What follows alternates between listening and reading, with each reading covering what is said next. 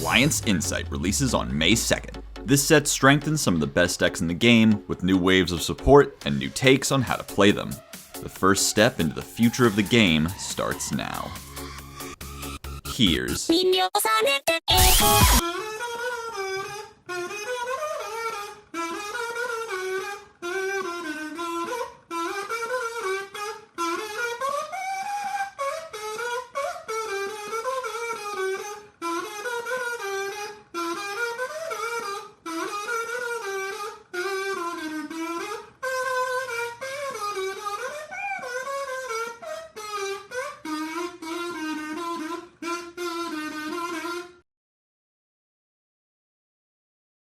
Wizard at Ignister can summon itself and a Dark Cyberse monster from grave if you control an extra deck Cyberse monster, and can rotate your opponent's monster. Backup at Ignister is a tuner that summons itself if you control an extra deck Cyberse, and on summon searches any Dark Cyberse, then pitches a card. Kurikarinku at Ignister can quickly summon itself by tributing an Ignister and contribute itself to negate a targeted effect. iConnect can either reveal a Dark Cyberse from hand to summon it, then add a non-Dark level 4 or lower Cyberse, or reveal a non-Dark to shuffle it back and add an Ignister of a different attribute. Sidekick is a hot red per Cyberse you control with 2300 and can banish itself from grave to bring back a Cyberse monster. Code Igniter is a generic rank 4 that searches a ritual, can detach a material to ritual summon any ritual monster, and if he's linked off he can search a trap GPT. Firewall Saber Dragon adds back a deleted file on summon, can match the level of a Cyberse you control, and searches an eye spell when he's linked off. An Allied Code Talker at Ignister is a link 5 of 3+ effect monsters that soul charges 2300 Cyberses to zones it points to on summon but ends your turn, and can omni-negate and banish by tributing a link monster. Yu-Gi-Oh! Is a very big game, being played inside of a very, very small game. For better or worse, there are not enough spaces in the extra deck, zones on the board, or hours in the day to get the absolute most that you can out of a deck like at Ignister. This support gives you tons of new options to extend through disruption and build an even more bigger end board with monsters with too many damn arrows, but to do that you'll have to do a combo that I don't even think is possible on the Master Duel timer using all 15 of your extra deck monsters. Wizard and Backup are both great extenders that can be dropped onto a board with Dark Orb Sun, making them good ways to play through his search being negated. Backup being able to search Wizard and then be reborn by it gets you right into Saber, who can add back one of his materials, giving you a Dark in hand to reveal for Connect, which Saber can search. Igniter is a little more engine intensive because he asks you to play Cyber Sage, but very generously lets you completely cut the ritual spell out of the equation. This direct line from an Xyz to a ritual that gets you to a fusion that you can then synchro with is the most shelf-stable method of enabling Singularity and Dark Fluid on the market, but even if you wanted to eschew all that business, just searching AI traps makes Sidekick a reliable endboard piece, relieving the pressure from Bakari now that he has yet another good spell to search. And of course, Allied Code is a completely insane boss monster that's easier to summon than the Arrival and does far more, adding an Omni-Negate to your endboard and bringing back 2300s like Transcode and Heat Soul to enable it. There's even some breathing room to summon him earlier in the combo and choose not to soul charge so you can continue playing while under his protection. Not always an option, but certainly a threat your opponent will consider. But since the support is generic to Cyberse, there were more important things to consider about some of these cards. Maliss P. MarchHare can summon itself from hand by banishing a Maliss from hand or grave, protects Malisses that point to it from being targeted, and when it's banished you can pay 3 to not summon it, but add back a banished Maliss. Maliss in the Mirror is a quick play that can banish a Maliss from hand or field to negate your opponent's monster, and upon being banished can banish a Maliss card from grave to add a Maliss of the same sort from deck to hand. Well, I'll be damned if that isn't pretty much exactly what was missing from the first wave of Malisses. MarchHare being an actual extender that also triggers Maliss as herself makes her work much the same way Bystials have traditionally, even though the eagle-eyed among you will notice that she's not a Bystial, she's a tier cache, but anyway. Having a different banish effect than the other Malisses diversifies the functions that all of your banish effects can serve, even though the most common use of Hair is to just target herself so you can then summon her from hand. Red Ransom banishing from deck now gets you not just another body on board, but a means of banishing from grave, so you can trigger White Binder without having to save Underground for it. Similarly, if you summon it first and then add it back later, you now have a quick effect to banish one of the links or White Rabbit from grave on your opponent's turn. This even gives you a turn 0 play since you can banish a name from hand to summon both of them, and then if it was Rabbit, you also get a trap, but that's not to say you can make an interruption since MTP doesn't banish unless you control a link, and even if you summon Cryptor from extra with TB11, you can't activate or affect that turn. So the only purpose of this would be to accrue a bit of advantage and tempo early and then get owned by Thrust. Another half-baked use case is against Lancia. You can chain Hair to get a second and maybe third body on board, but this assumes they didn't just shotgun the Lancia on draw phase phase where Hair can't activate yet. What's much better in Lancia are the new Ignisters, which have become generally standard as extenders in the deck since they both work with Dark Cybers monsters. If you get Lancia on Dormouse, you can make her into a Link 1 so that backup can summon herself and search Wizard. Wizard can bring back Dormouse, getting a Maliss name back on board to make Ransom, which can search Mirror, or Binder, which can set MTP. And if you went through Splash Mage in the middle there, you'll have the 5 Link material you need to make Allied, which can reborn either of those 2 Maliss links to enable his Omni Negate. Outside of Lancia lines, you can get the Ignister package into rotation with Wicked, who can search the Cybers tuner backup while banishing a Maliss name. And Allied pretty solidly replaces Terahertz's old role, which was long thought to be obsolete because Terahertz sucks so much shit. Soul charging Binder and Ransom back is a good way to fulfill his cost, but can sometimes be a liability since you're forced to summon as many as possible, sticking Binder back on the field when you want her in grave. Using Allied as early as possible to tribute Binder can solve this alongside Hair and Mirror both being able to banish it from field, but also just clogging the zones Allied points to so you only have to summon Ransom can avoid it altogether. Mirror also adds a potential negate to your board and diversifies Ransom's function by expanding her spell search from just getting the field spell to extend to being able to search at Disruption. Although it may appear that it's only really optimal to search if you already have Underground, it can function as a primary search target since you can banish it with Chessie's effect to draw 2, and then banish a name from grave to search March Hare. In doing so, both approximating what Underground can get you and getting you that sick draw 2. Conversely, the 2 spells can work together by having Underground banish Mirror from deck rather than banish a Link from grave, so that Mirror can banish whatever name you otherwise would have from grave and get a search to boot. Both the direct and generic support for this deck gave it a huge head start in the format in the OCG, putting it ahead of Ryzeal, but not without a fight. Star Ryzeal is a light pyro that can summon itself by detaching a material from an Xyz you control, you know the drill, and on summon sets a Ryzeal spell trap from deck. Ryzeal Mass Driver gives Ryzeal's 1000 for the turn, then scooches under a rank 4, and if it's sent to the graveyard except from the field, can banish a card from your opponent's graveyard. Like March Hare, Star adds another dimension to Ryzeal's searchers, giving Sword, Bonfire, and Tachyon one more light pyro to search. I've often remarked that Palm would actually be kind of playable, even though it doesn't really have an effect on field, if only it was the opposite type of Ryzeal, because there aren't enough paths to your Fire Thunders to demand that they fill so many roles. So off the bat, Star is already good as another form of extension you can access easily, but his effect is also more than enough to justify his inclusion as it gives you a second method of searching Cross, meaning you have a consistent way to resolve Duo Drive under Cross's protection. In the OCG, this interaction made Infernal Flame Banshee a standard part of combo since it can search Star and then has a material left over for Star to detach. Since you can get to Banshee through Ice Summoning Sword, you'll have X in hand to make Duo Drive with, but beyond even that, with X searching Node, it doesn't even really matter if Duo Drive resolves. Even if you get Impermed, which Cross can't stop, you can still make Detonator with Banshee and Grave enabling Twins, all protected from Nib by the Duo's materials. So I ask you, where do you hand trap this deck? Just Ash, Ice, and Pray? Any copy of X or Sword trades with 2 more hand traps. Nib before Duo is summoned? X is the 5th summon, so they'll already have Node and Cross. To that end, why even make Duo Drive here? The only thing left over at that point are Plug-In and the traps. No one really plays Plasma Hole in the TCG anymore. Plug-In is on its way out of list 2, even in Pure, as Eclipse Twins takes over its main role. Why shouldn't you just make Detonator here and then have Node make whatever rank 4 you want, like Dugaris? This card alone gave Ryzeal the adaptability to hold onto its spot at the top or near the top of the meta, even with the consistency hits that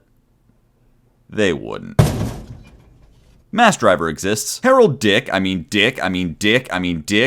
Heraldic Beast Griffin can mill a Heraldic Beast for cost to summon itself, but locks you to Xyz monsters using only Heraldic Beasts and numbers as material. And for the summon of a number that requires 3 or more materials, you can treat him as 2. Stadwale can pitch a card on summon to search 2 Heraldry spell traps, can banish itself from grave to summon 2 Heraldic Beasts from grave with the same name, and then locks you into buying 4.03 thousand of $Dogshit2 at 3.83 million MC. Flash of Heraldry is a quick play that changes the name of any number of monsters your opponent controls to the unknown, and resets itself in the end phase if you control a Psychic Xyz. Number 69, Heraldry Crest Shatterstream, can drop his ass down on a regular 69 you control. Quick effect pops a monster that's attacking or activating its effect, then ranks a cross into Dark Matter Demolition. And Dark Matter Demolition can quick effect detach a material to change a monster's name to Unknown, and negates the activated effects of any monster named Unknown. God, this has all the trademarks of legacy support that someone's Christmas bonus was dependent on. We got Circular. We got Search 2 of this shitty deck's crazy back row. We got a unique looking interruption that is just Imperm. Let me ask you, you take your wife to Turks and Caicos with the pieces of silver you got for selling out C69 and Genome Heritage? This support is pretty straightforward. Griffin can mill Leo, the single good Heraldic Beast, because he searches when he hits the grave, and now, believe it or not, there's a good thing to search with him, being Stadwale, who will not be resolving, but in Magical Christmas Land he can get to things like Advanced Heraldry Art and Charged Up Heraldry, both of which get you the material for an Xyz summon, as well as the creatively named Reborn, Flash, which can mess up extra deck summons that need certain archetypes like Detonator and Maliss links, and Heraldry Record, a targeted hate card for Xyz matchups. Alongside the Xyz locks, you may also have to worry about the Psychic locks on Charged and Augmented, for which your only other real tools outside the archetype are Time Thieves. Charged doesn't lock you to Xyz yet, so you can engineer a scenario to theoretically land a Redoer My Beloved. Within the family, you do still have Patriarch, who now actually kind of functions with Flash because all your opponent's monsters will have the same name. And of course, making 69 equates to 2 disruptions on his own, with Shatterstream being a Ghost Ogre and Demolition being Dragostapelia. So there's a payoff, but what this deck lacks is playables. Heraldic Beasts kind of fucking suck. The best one from the old support is like Eel, who only works if you're pretty much already playing. So who do we call when we gotta start a rank 4 combo? Give it up for X the Everything Ryzeal, the home for free speech. Patriarch has this weird effect that for some reason activates anytime he hits the grave to mill 2 Heraldic Beasts. So X can trigger him, setting up a duo drive play, as well as Leo searching Griffin and Stadwale engraved to reborn 2 Leo later on. This also explains the choice to keep all of Crest's forms the same rank so you can summon Shatterstream under Ryzeal's lock.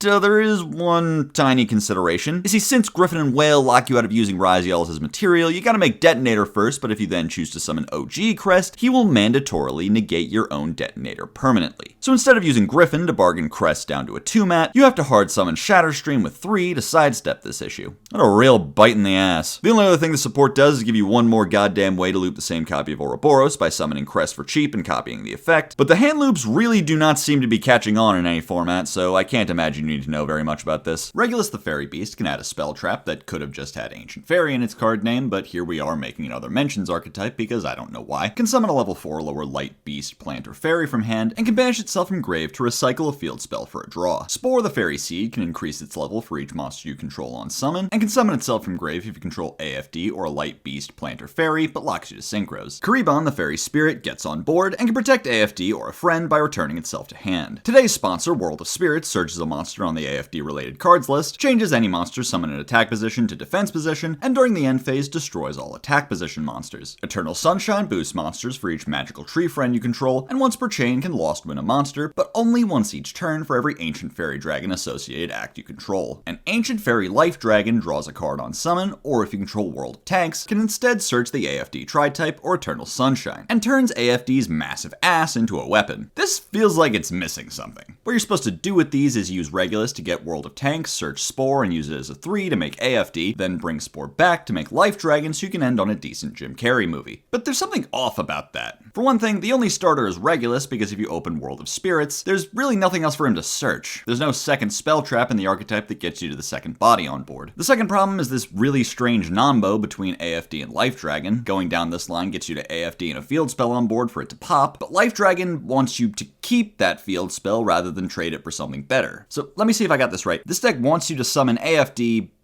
for no reason. There's no step built into the combo wherein you want to use the summon from hand. Killing World cuts you off from your one and only searchable disruption. What's going on here? I mean, you were given an amazing gift, a Signer Dragon that aged so well they had to nerf it, and you're kind of treating it like RDA or Blackwing Dragon, just passing through, only here because my contract says so. But let's think harder here, because Eternal Sunshine kinda sucks. You can use it multiple times per turn, but only if you end on more monsters that mention AFD, and none of those do anything. Not even Life Dragon has a really compelling reason to stay on board at that point. So ask yourself, why aren't we just using the AFD to search the usual suspects, and then instead using our level 1 tuner to make her into Crystal Wing? That's still a pretty small board, but the alternative is a single negate and whatever you want to call World's rotate effect. Thinking further outside the box, Life Dragon can search any light beast, plant, or fairy. For beasts, you've got Foxy Tune, which isn't a bad engine to mix with. Light plants are, well, alright, not so great, but then it hits you that she searches light fairies, which is most of them. Alright, let's think here. Let's throw out Regulus. He sucks. What if we're playing Fable? No particular reason that's on my mind. We use their field spell and then make a 3 and a 4 into AFD, pop the field to search World, add Kenemon to special summon, now we've got to search for any of the beasts. Alright, I see how that could work. You're playing 2 bricks for it, but Kenemon is just an extender if you control a light beast and World searches it, so there's not really a huge problem with drawing either of them. So I can kind of see some combination of these cards being used as an engine, maybe to make AFD or to pivot off from AFD, but nothing particularly noteworthy. Anyway, the reason we're doing this so early in the video is Blue Eyes. Life Dragon is a light dragon sinker that can be summoned with Spirit Dragon, because even though you won't have World on field, you could still draw a card with their effect, except actually I tricked you. That effect only triggers on Synchro Summon, you dumbass. The real reason people play this card is much dumber than that. You see, Spirit Dragon summons a defense position to avoid tagging out in the battle phase to kill. So Life Dragon, being a 3300 super heavy samurai, gave the deck a viable OTK option. 2 spirits at 2500 plus Life Dragon at 3300 is 8300 damage. So into an empty board, that should be game. Regenesis Archfiend can summon itself by revealing another monster with 2500 attack or defense from hand, searches a Regenesis card on summon, and comes back from grave to hand during your opponent's end phase. Warrior, Dragon, and Sage also do that and summon themselves if you control a monster with a 2500 stat. Warrior can quick effect tribute himself to bounce a monster, Dragon tributes itself to Cosmic Cyclone, and Sage can send another Regenesis from hand or field to Omni-Negate. Regenesis lore is a motherfucking illusion without the illusion gimmick that must be summoned by banishing a monster with 2500 attack and defense, sets a Regenesis spell trap on summon, gains 25 during the battle phase, and pierces. The spell card is just the archetype name, so to avoid confusion, I will be referring to it as various mononymous individuals over the course of this video. Beyonce searches or mills a Regenesis monster, or if you already control one, searches any monster with 25 attack and defense, and can banish itself from grave to reborn a Regenesis. Regenesis Code summons a Regenesis from deck, but kills it in your opponent's end phase and locks you out of the extra, and can banish itself from grave to revive a banished Regenesis. And Birth can mill a Regenesis if you know the words you could sing along for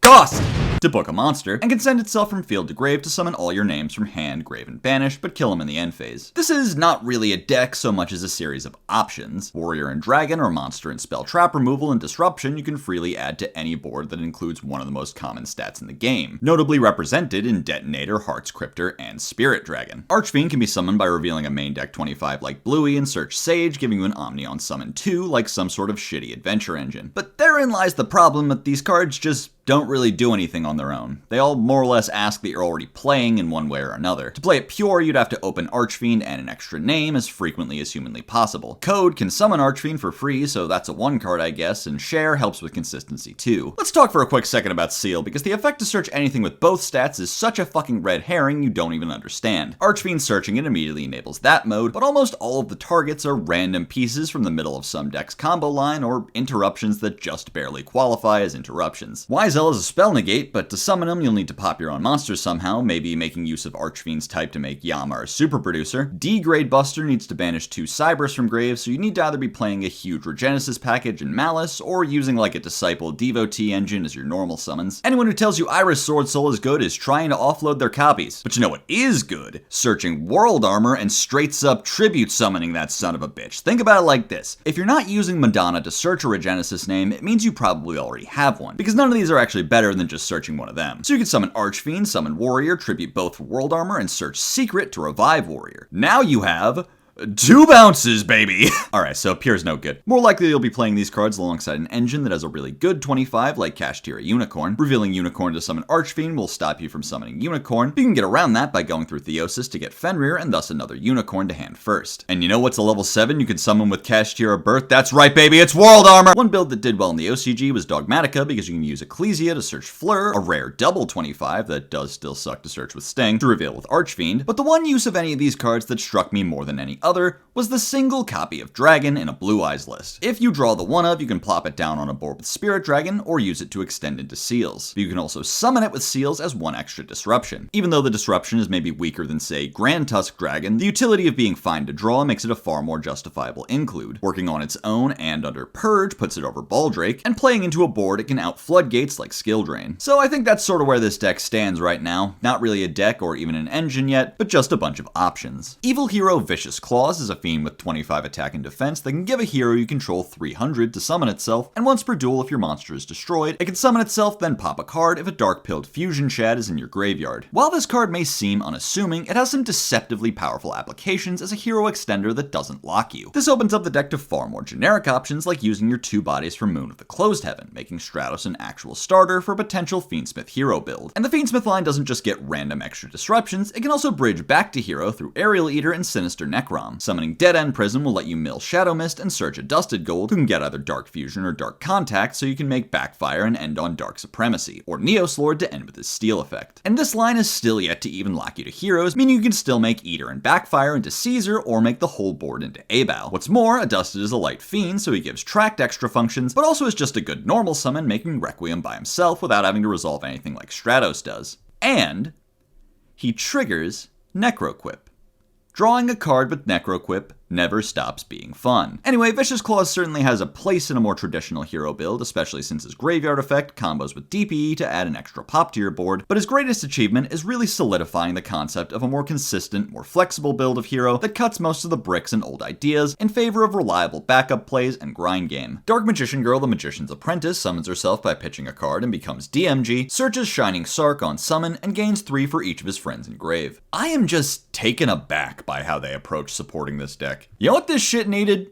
Another 1-card starter. What does the 1-card combo end on? Still 1 negate. And on top of that, she kinda has the Anubis problem where she only searches the one thing. So while she can meaningfully extend through Gadget being negated, the only thing she does alongside another copy of Sark is consistently give it a spell to pitch for whatever you want to call that effect. What is kinda neat is that you can use her as a way to get to Gandora before the normal summon, so you can use him to get out Silent Magician, then use your normal on Gadget to get turn silence, then use the leftover Gadget in Gandora to make, let's just say, some sort of Link 2 monster card. Another thing is that since she's a Magician Girl, you can search her with Barry, who has this neat quirk where if your opponent tries to Veil her or Imperm her, her second effect will trigger summoning out DMG anyway. While they can just hold these hand traps for DMG, at that point, no matter what, you'll have 2 effect monsters on board. I don't need to float it on screen again, you know the drill. One extra thing before I call it a day is that since she becomes DMG, you can combo her with Dark Magician, the Dark Magician's effect to set Secrets of Dark Magic to finally have a somewhat realistic way to summon DMG the Dragon Knight. Why you would ever do that when you can just make Dragoon is beyond me. Spectral, Dragon Ruler of Flickers, can pitch itself in any lighter dragon to search 2 Dragon Ruler monsters, and can banish itself in any lighter dragon to reborn Chasma. Nebulous, Dragon Ruler of Mishaps, can pitch itself in any darker dragon to summon 2 rulers with different attributes from your banishment, and can banish himself in any darker dragon to reborn Eclipse. Here There Be Dragons can summon a Dragon Ruler from hand, grave, or banished, then Xyz summon a Dragon Ruler using only rulers, and can banish itself from grave to return any number of banished rulers with different attributes to grave. Chasma, Dragon Ruler of Auroras, can quick effect detach 1 and mill a level 7 ruler for cost to copy that ruler's discard effect, and floats into a ruler when your opponent destroys it. Eclipse, Dragon Ruler of Catastrophes, targets a baby ruler in grave or banished on summon to shuffle it back and summon its corresponding big ruler, and can negate and banish a spell trap by detaching 2. And Disaster, Dragon Ruler of All Apocalypses, requires 2 rank 7s, on summon attaches up to 4 level 7 rulers to itself, then banishes all cards from your opponent's field and graveyard with the same attributes as any of its materials. And while he has all 6 attributes of ruler attached to himself, he gains 46 and is unaffected by card effects. There was a time in my life when the Dragon Rulers could never be unbanned.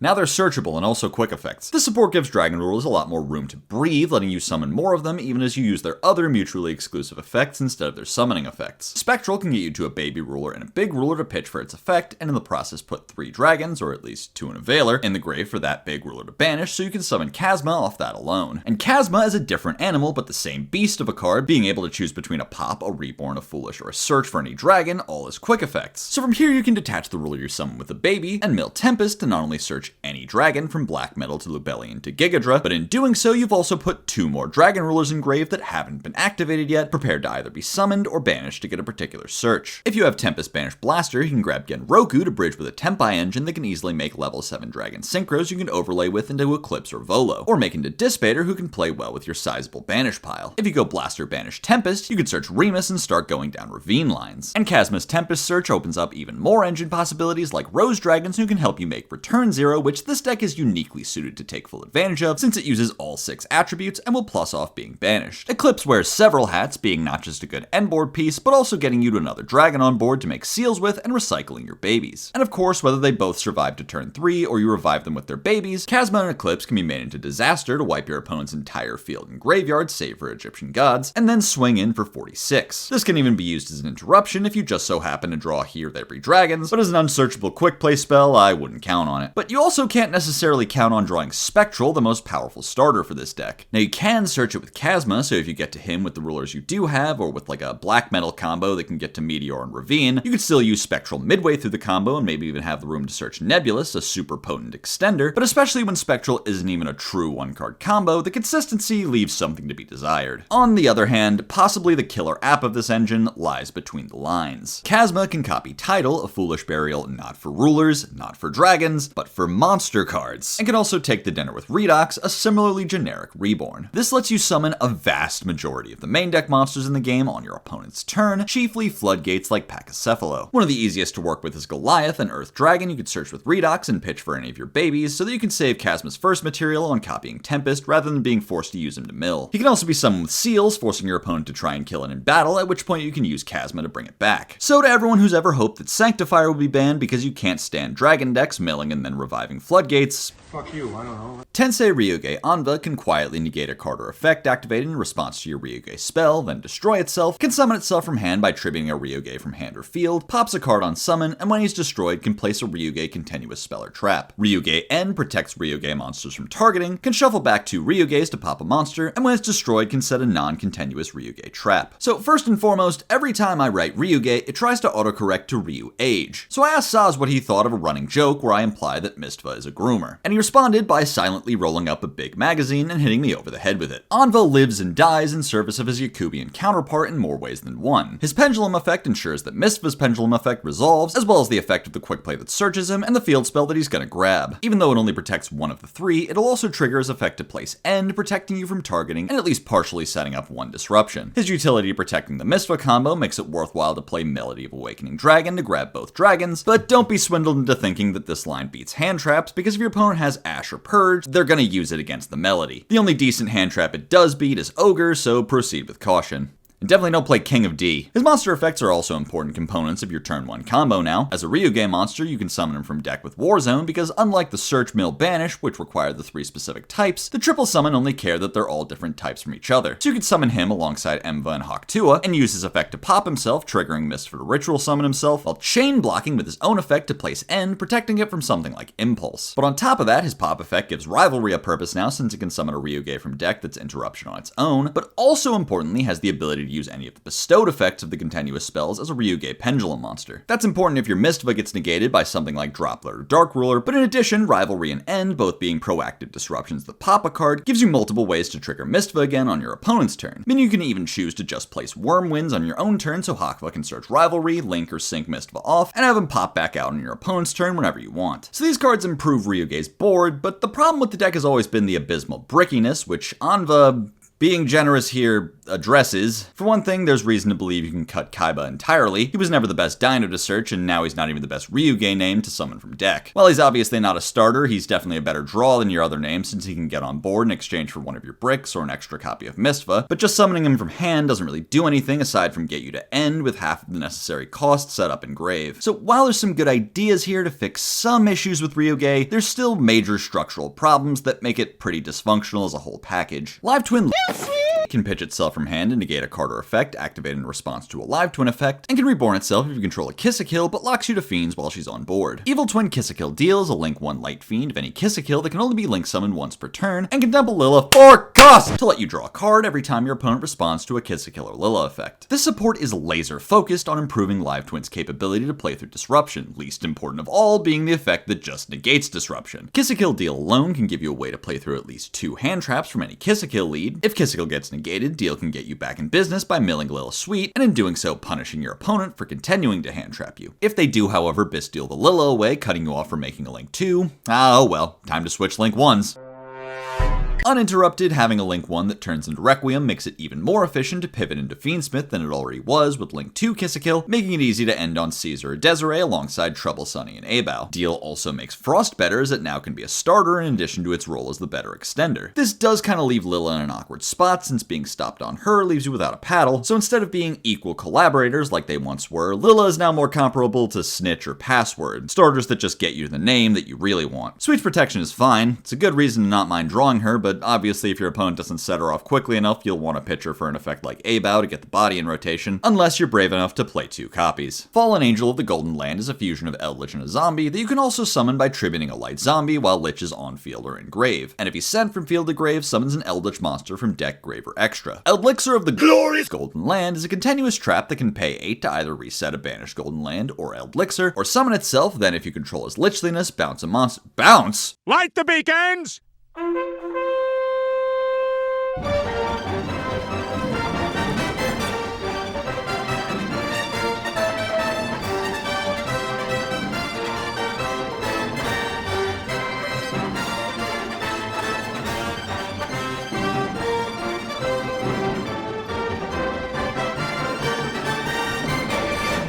They have bounce. These guys patch up a few issues Eldlich has always sort of suffered from. Glorious is both an Elixir and a Golden Land, meaning you can find it from either side of your search loop. So after using Eldlich effect to send the walk to Poland, he can be used in the end phase to send an interruption rather than just a Scarlet. So his end phase effect now has more niches than just Liches. But if you don't need another disruption, Glorious can chill in the back row for a few turns, recurring your spent resources, making up for the fact that it doesn't have a banish to set effect itself by reopening the resource loop. And of course, like the other Golden Land residents, you can set him with Silo Hat Rabbit, which has become far easier for Eldlich to make. Okay, look, I had a sticky note on my monitor for like 2 weeks after the Eldlich support was revealed that said add a quick paragraph about Delta, and I kept saying I was going to do that before I finished the pseudo video, and then I forgot to do it. So if you think about it, it's really not my fault. So Delta of Invitation reads summon Eldlich from deck and then add this card back from hand. That's kind of the bad way to use it. You're supposed to send another spell trap to summon Eldlich so that you also get Delta's effect to summon the token, which can be made into Link Spider and then linked off with Lich into Rabbit. But since this takes the Lich off the field, you need the spell trap to be a Golden Land to guarantee a Scarlet on the end board. Now you can tag your Lich into Fallen Angel first so that when he's linked off, he'll put an Eldlich back on board for you, turning on your set with Rabbit and freeing up whatever trap is engraved to set Glorious. Since he can summon from extra, there's finally a profitable way to summon Mad Golden Lord who,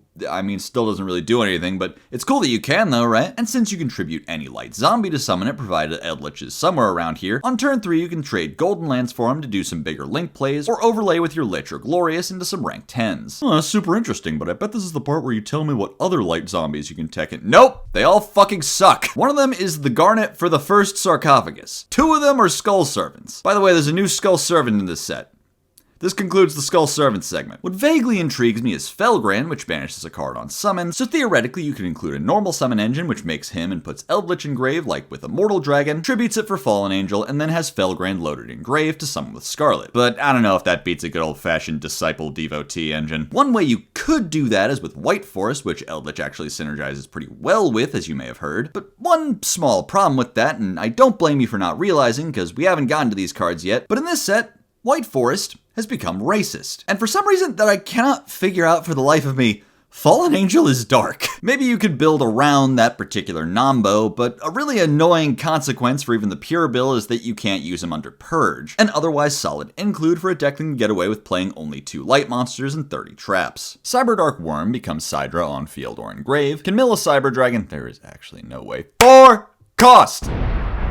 While you have another Machine Cyber on field or in grave to summon himself from hand or grave, then add a Cyber Spell or Trap back from grave, but only once per duel. Cyber Jormungandr can summon itself if your opponent controls a monster, then either summon Sidra from deck or equip Sidra to it, and you can bounce a Sidra you control to search Polymerization. Out of this particular trio, the Sidra support is the one that sort of confuses me the most, because there's like so much it's over, we're back dichotomy in this card text that it's hard to keep track. Worm is almost circular, but adds back from grave instead of searching, and for some reason he's once per duel, so he's really doing nothing in a grind game. Jormungandr makes Infinity all on his own, going second, and being all one effect to summon himself and Sidra makes him really vulnerable to Ash. And like I said, there is still some wear back here because what the cards can do is probably more interesting than what they can't. Worm is both a search target for Realm and a mill for Chimera that can get itself back on board to be made into Nova, while also dumping Hertz for a search and adding back Realm for follow-up after you sack it for Clockwork. Speaking of Clockwork, another thing worth mentioning is that if you link off Chimera for Knight and dump Worm, Knight can trade the Worm back into Chimera, returning your way of pitching Knight and searching Power Bond to the field. field. While Jormungandr doesn't have much in the way of summoning himself turn 1, you can mill him with Rampage and then bring him back with Nova or Nashter, and use his search for Poly or Fusion Sub as a way to make Xuspira. This combo also makes it easier to get in for the kill turn 3 since Fusion Sub can put back the Rampage you used to combo with for a draw, and Xuspira can add back Power Bond on your opponent's turn. And while his cost is generous enough to work with any monster that treats itself as Sidra like Core and Worm, if you're using Fusion Sub you'll want to preserve your bodies on board, so for a hint of how to more efficiently use him, you can look at another part of his own effect. You see, Jormungandr needs to bounce Sidra from field, but not necessarily the monster zone. Jumping back to the Clockwork engine, this means that you can search Regulus and summon him by equipping Cyber Dragon, then use that copy as the cost for Jormungandr. All told, this gives the deck some stronger turn 1 boards with some solid 1-card lines and better follow-up for turn 3. Argostar's Fierce Parth can quickly bounce an Argostar's Trap you control to summon herself, gain 7 for each Argostar's name you control, and can banish herself from field to set a continuous trap from hand that can be activated this turn. Giant Slaying searches an Argostar's monster, then if you control a trap monster, can immediately normal summon a warrior, and can banish itself from grave to bounce an Argostar's Trap and another card on field. I really don't understand how they launched this deck with only one starter, with only the most limited card of all time to search it. Now you have a decent 7 ways to Adra, and that's actually it. It's still just in service of a pretty weak 1-card combo that can get to Edio and either the field spell, Anguish Pattern, or Redoer with quite a few bricks. You may be wondering what Parth does if not solve any of those problems, but the answer is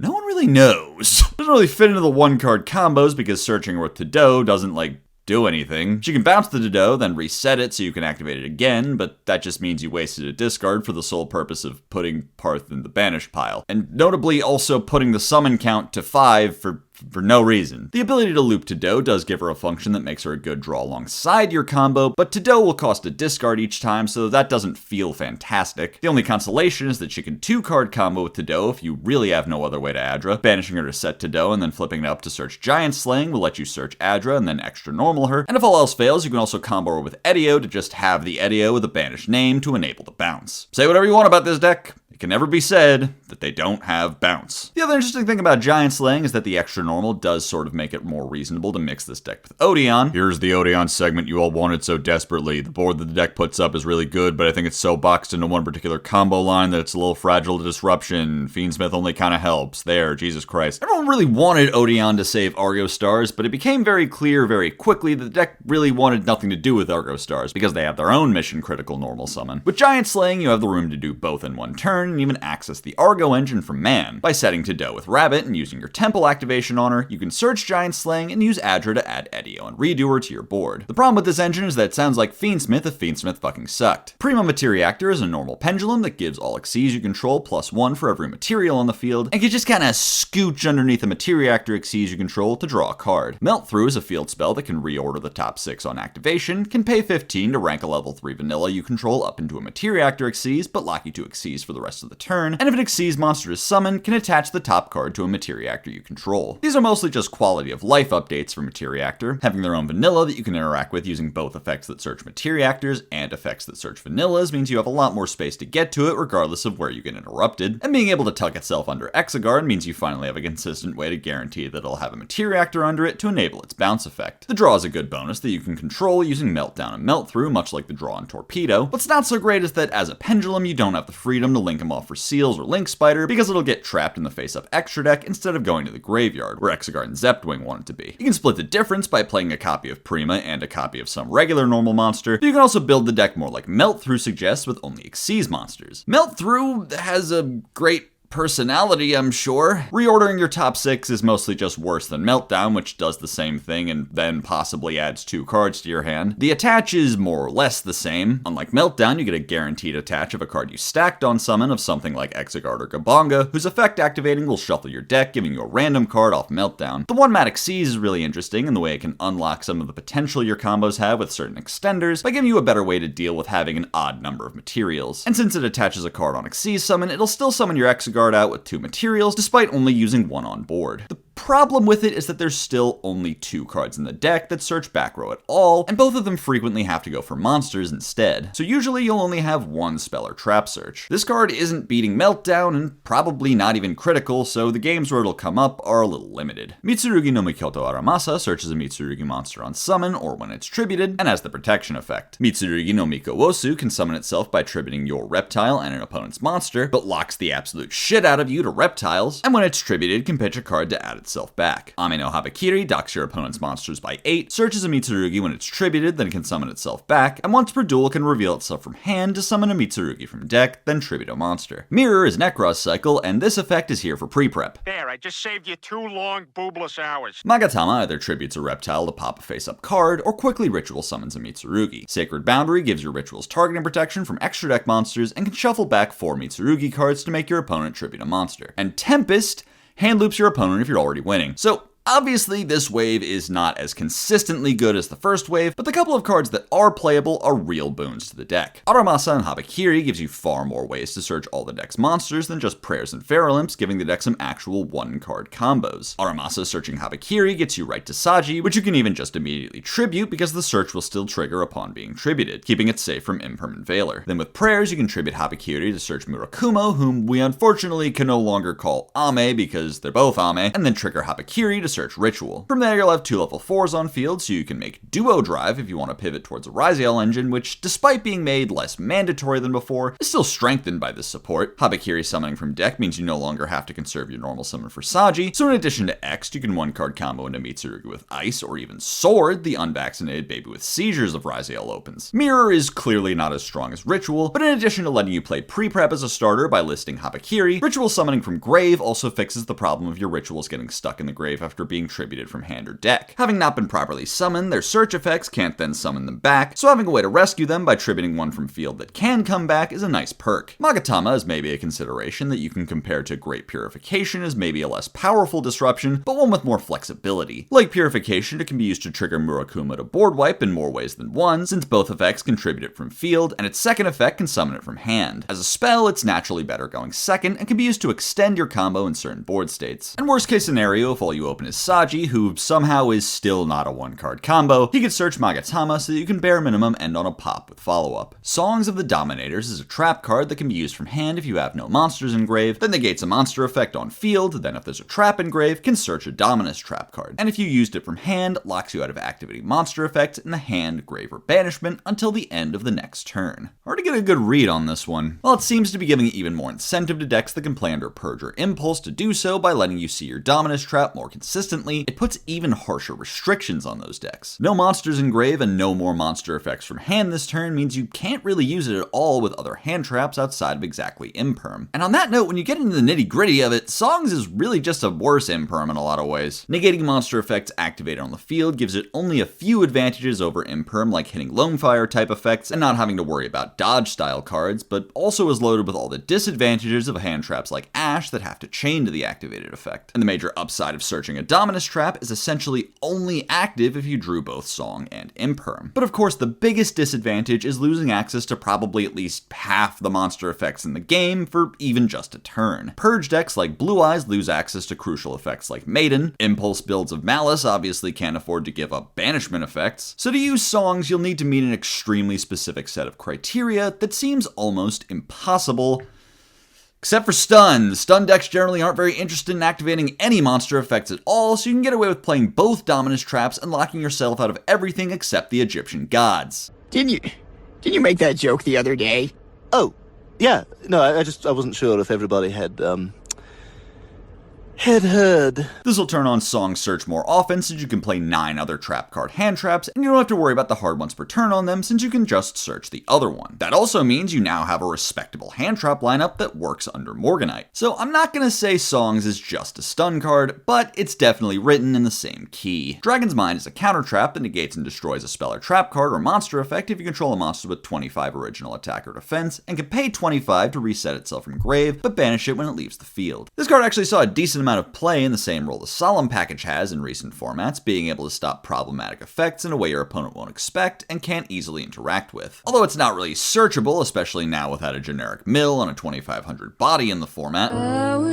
Like I mentioned with Regenesis, 2500 is an extremely common stat that you can see on every single boss monster right now. So enabling this card is pretty easy as long as you're playing the game. And while this card does have its perks over Strike and Judgment, hitting back row and monster effects, and resetting itself for the grind game, it does feel pretty bad to have it in hand when your main play that would turn it on is stopped. NT8000 Sirius can summon itself if it's sent to grave except from field while you control a Dark Link, can't be destroyed by battle while it's linked, and during the turn a Link monster's effect was activated, it can quick effect pop a face-up card on each side of the field. Regis is a fusion of a Dragon fusion monster and a level 7 or higher dragon, can quick effect banish a card from your opponent's field or grave, but has to bounce a dragon you control if it banished from field, and at the start of your opponent's battle phase can bounce a dragon to come back. Jiraishin, the Cursed Thunder God, which roughly translates to Cursed Thunder God, the Cursed Thunder God, is a level 11 Psychic Synchro that gives you 3 life every time your opponent resolves a card effect, and contribute himself and pay 15 on your opponent's turn to wipe their front or back row. God, I love our stupid format where I get to try to explain how these cards work completely divorced from the context they were designed for. Sirius pretty much functions as intended for Orcust as is, since his purpose is to be milled on your opponent's turn with Nightmare while you control an Orcust Link, so he can come back and give you an additional interruption this turn after you use your Link monster's quick effect. Since Galatea can use her effect pretty much whenever, Sirius will basically be on as soon as he hits the board. Genuinely not much else to him, just do you want to play one more brick for a DPE? Jiraishin is at least an extra deck monster that'll come up in punk lines where you can make an extra 11, which isn't quite as common without their new support, but is welcome as an option all the same since Pep is more of an aura farmer than an end board piece. Since he can recover every time your opponent breathes, he can more than make up for his own cost, often refunding you for all the punk payments you've made long before he has to cash in himself. But also worth mentioning that he's probably just the best generic level 11 to end on now if you ever find yourself with the levels for it in a synchro deck. Not that there's a whole lot of competition. Regis is almost completely unplayable without the new Dragon Maids. This is because Dragon Maid is almost completely unplayable without the new Dragon Maids. Maybe you could try her in Branded? That's what Branded needs, is more sealing. Lightning round, dumb fucks. Red Eye's Metal Claws Dragon can send a set card you control to summon himself. On summon, adds a Metal Morph from deck or grave if you have Max in grave, and lets you activate Metal Morph traps the turn they're set. I cannot fathom what the point of this card is supposed to be. It doesn't do anything on its own for Metal Morph since you need to send a set card, and that set card literally has to be Max Metal Morph in order for you to use its effect to just get back that same copy of Max Metal Morph. So it only works in 2 card combos in this deck that has 9 1-card combos, but instead of extending you into an extra interruption like your other 2 card combos, it just lets you summon full metal on summon 3 instead of on your opponent's turn. Is that good? Do I want that? Legendary Lord 6 Samurai Kizan gives 6 Sams plus 6 during the battle phase, can reborn itself if you control 2 or more 6 Sams, and during your opponent's turn can banish a 6 strike card from grave to pop a card on the field. Try all you want, Konami, ain't nobody gonna play a 6 Sam deck that plans on ending the main phase. A pop is a good payoff alongside your negates, and coming back to the field as late as the end of the turn means you can make him early and link or sync him off to make more interruptions before using your Shiens to give him a way back to the field. But I'm sorry, I just can't understand why you would try to play this deck that gets infinite advantage as just a worse combo deck than Mermail. That shit's corny. Do FTK. Steen Saber Sarasaurus can detach a material to pop a dino from hand or field, then rotate a monster, and I stopped reading after damage step. This card can pop the baby.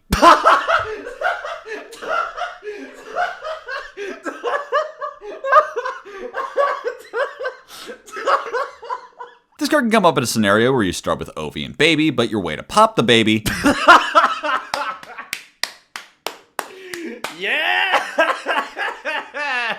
gets negated. Now any level 4 extender like Gold Sark or Warzone banishing Kaido Terror will be able to overlay with Ovi to get back to popping the baby. Dogorad the Stone Trooper is a Link 3 that needs a rock, gains the attack of a rock in grave on summon, and during your opponent's turn can pop a monster on field with less attack by losing that much attack. This card rocks. Not a whole lot of rock decks out there currently, but there's still a few fun places you can imagine this card popping up when Adamantipator inevitably comes back, and it will come back. You can bump this guy up to 29 with Quackies, or 32 if you've got Raptite in grave. If you want to make it generically, your only option for links is Transverser, so you'd only be able to get up to 22. But there's also Gallant Granite, which is seeing a bit of play in Odeon right now to search Heavenly Prison. But of course, that brings us to one of the silliest ways to enable Dogorad, which is Nibiru. Now, while that sounds sick because it'll get up to 4K, it can only use its quick effect effect on the opponent's turn, so it's not like it can immediately start board breaking, and it especially can't out a massive token. Replicard Lad was made to spite me. It summons itself by banishing a level 7 or higher from hand, and can target a monster you control to summon a different monster with 2 of the same level, attack, or defense, but it can't use its effects this turn. In addition to fucking up the perfect 25 search targets for Shakira, it also actually is designed around being used in Regenesis, unlike all the other ones. By searching with Archfiend through Gumi and then summoning Lad by banishing the monster you reveal to summon Archfiend, he can proceed to summon any level 7 or 8 monster with either stat from deck, meaning you can end on things like Unicorn or Chaos Hunter, then link off Archfiend and Lad for SP. Chaotic Element searches a level 5 or higher, light or dark, pyro or aqua, then can pop a card on the field if you have 3 or more pyro or aquas in grave. And if your opponent controls a light or dark, pyro or aqua, you can banish it from grave to steal a monster. This card gives a bit more consistency to Ashen and Destina. I mean, it doesn't search any of the little Destinas or Priestess, but it does get Demigod and King, who can do their part to get you started. But it also searches Danger Nessie if you...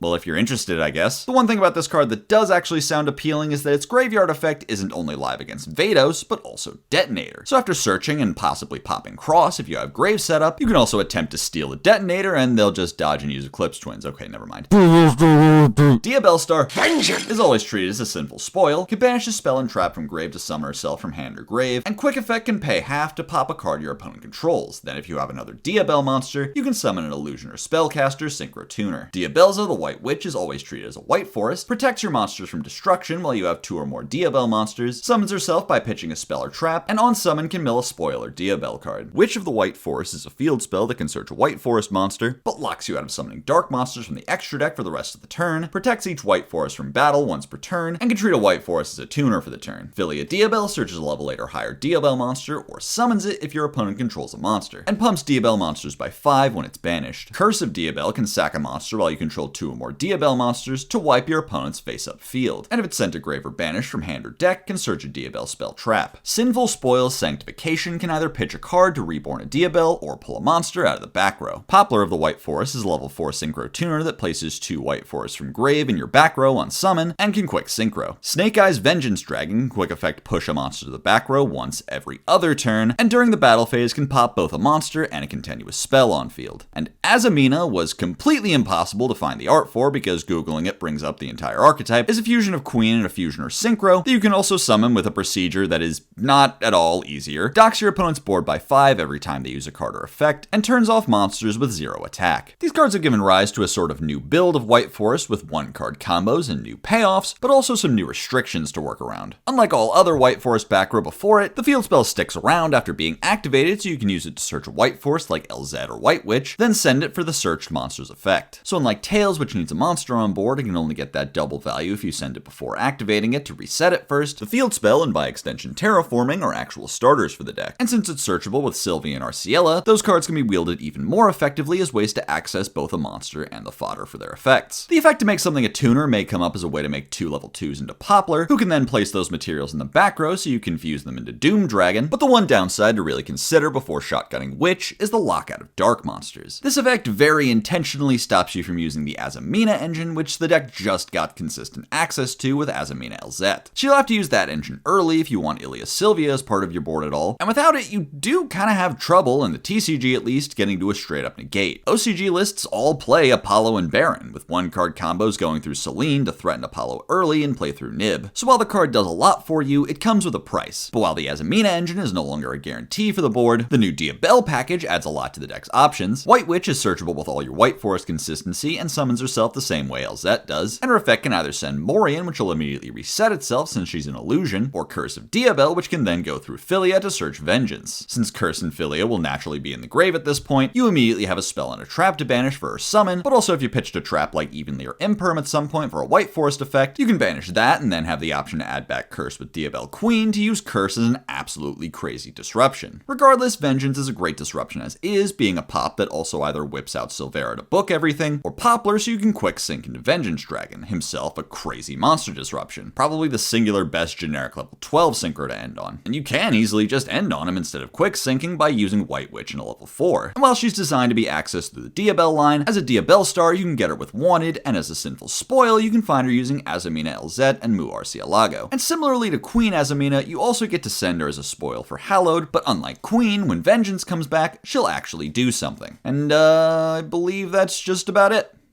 Yeah, that's the end of Diabell Star lore update. Another era of Yu-Gi-Oh! In the books, and just like that, another successful everything you need to know. Oh, and Gordian Slicer is like, fine, I guess, I don't know.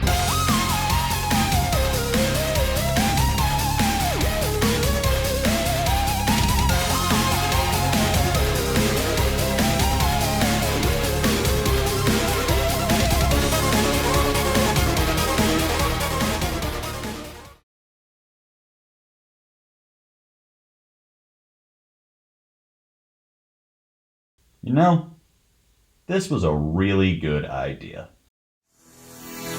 Chairs. That's what this liminal subspace was really missing, was chairs. You ever feel lost? Kinda hard when I don't exist, huh? Right. Never mind. What is it? Talk to me. No, it's nothing. Oh, don't give me it's nothing. Remember last time it was nothing? I don't want to talk about last time it was nothing. Come on, bro. What's on your mind?